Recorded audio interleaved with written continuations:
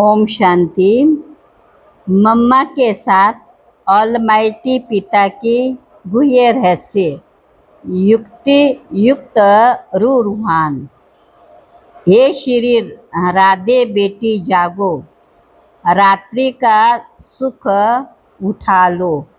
योगियों की तो रात होती है ना।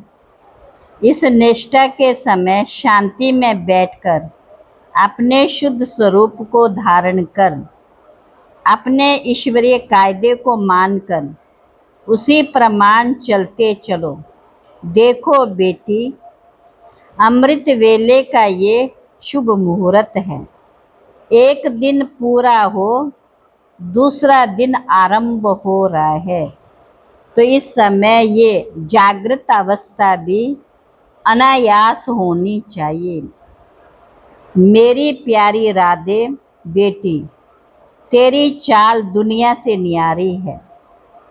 जब सारी दुनिया सोती है तब तू जाकर शांति में बैठ, योग की गहरी अवस्था में बैठ। इस आसुरी दुनिया को जैसे विनाश के लिए निष्ठा रूपी पंखा लगाती हो। जब विनाश की ये ज्वाला भड़केगी तब तो आसुरी सृष्टि का विनाश और दैवी सृष्टि की स्थापना होगी। इसलिए योग के निष्ठा की ये पॉइंट बहुत ज़रूरी। जब हर एक बच्चा उसी शांत अवस्था में योग युक्त होकर रहेगा तब मेरे संपूर्ण अव्यक्त चरित्रों को और पास्ट फ्यूचर के राजों को अच्छी तरह से समझ सकेगा। सभा में भी इस निष्ठा में सभी नंबरवार बैठते हैं। अव्यक्त प्रभु कभी कभी व्यक्त में आकर बच्चों को देखकर हर्षित होते और अपने सूक्ष्म वतन के शोभनिक फूलों की उन पर वर्षा करते। ऐसे संपूर्ण सच्चे पुरुषार्थी बच्चे ही मेरे प्राण हैं। स्थूल और सूक्ष्म में उन्हें मेरी मदद मिलती है।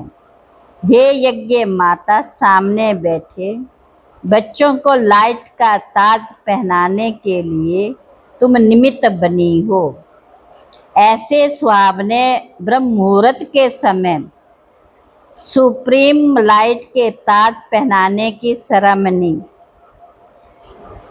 का दृश्य कितना सुंदर और रमणीक, मीठा और प्यारा लगता है।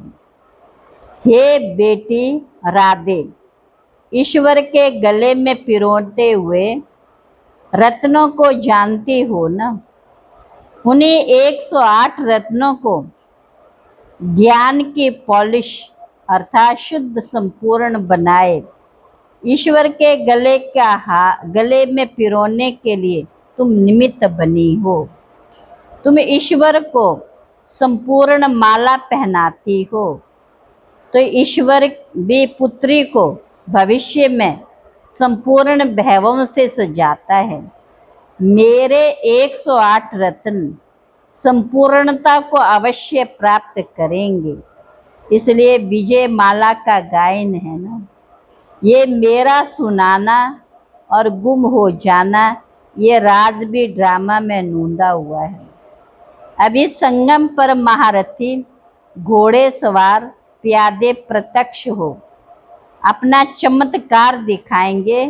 बहादुर बच्चे इन कठिन आपदाओं से बच सकेंगे और वही प्यारे बच्चे परीक्षाओं में पास हो इन अड़वांसी अपने सूक्ष्म वतन में आकर निवास करेंगे।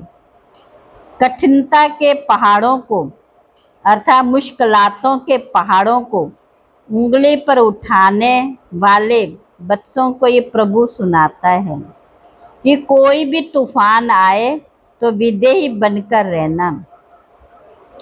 देह में अथवा प्रकृति तत्वों में आएंगे तो आपको ममता आएगी और अवस्था डगमग होगी। तो ये विदेही बनने का अभ्यास जल्दी ही अपने धारण कर लो, इसमें ही सब बच्चों का कल्याण है। पिता को ही बच्चों को सब शिक्षा देनी पड़ती, क्योंकि तुम सौभाग्यशाली बच्चे, प्यारे बच्चे हो। सब तो मध्य और कठिन कनिष्ठ, मध्यम और कनिष्ठ भाग्यशाली है। अभी हरेक को शांति में रह अपने दिव्य अलौकिक कर्तव्य में तत्पर रहना अथवा जागृत रहना। जागृतता भी कौन सी? ज्ञान की। कई तो जागते हुए भी सोते रहते हैं। जिसका ज्ञान का तीसरा नेत्र खुला, वो सदैव जागती ज्योत है। अभी समय बिल्कुल थोड़ा है, तो अच्छी तरह से पुरुषार्थ कर आगे बढ़ना, नहीं तो पीछे पुरुषार्थ का समय नहीं मिलेगा।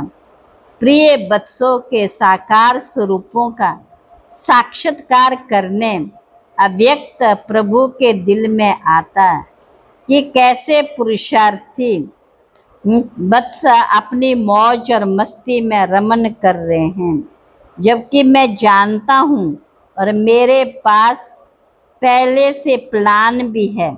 फिर भी मैं प्रवेश कर देखता हूँ कि मेरे बच्चे, मेरे सर्व त्यागी बच्चे कैसे योग में बैठे। तुम प्राणों में इतनी ताकत है जो मुझ प्रभु को ऊपर से नीचे ला सकते हैं। अच्छा, ओम शांति, ओम शांति।